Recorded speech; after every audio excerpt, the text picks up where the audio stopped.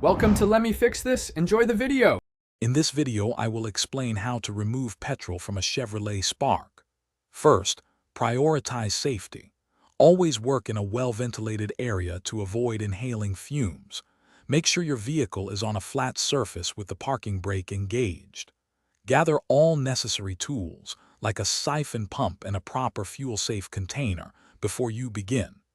Wearing protective eyewear and gloves is also highly recommended for your safety. Next, you'll need to access the fuel system. Begin by opening the hood and finding your vehicle's fuse box. Consult your owner's manual to identify the specific fuse or relay for the fuel pump and remove it. This prevents the pump from activating accidentally.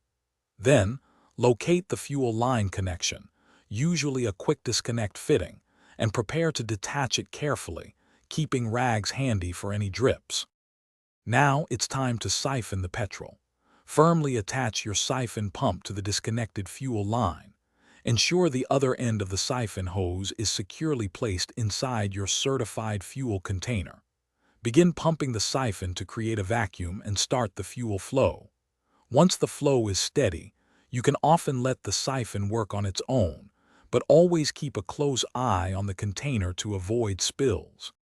Finally, complete the process. Once you've removed the necessary amount of petrol, carefully detach the siphon pump. Reconnect the fuel line securely, ensuring it clicks into place, and then reinsert the fuel pump fuse or relay. It's crucial to dispose of the removed petrol responsibly, following all local guidelines. Always clean up any spills immediately and thoroughly to maintain a safe environment. Thanks for watching. If you found this helpful, don't forget to like and subscribe.